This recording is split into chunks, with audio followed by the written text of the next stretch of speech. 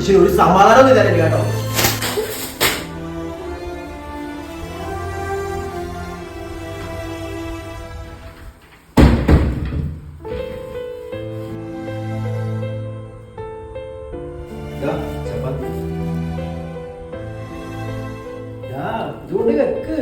എന്തിനു വെക്കണം?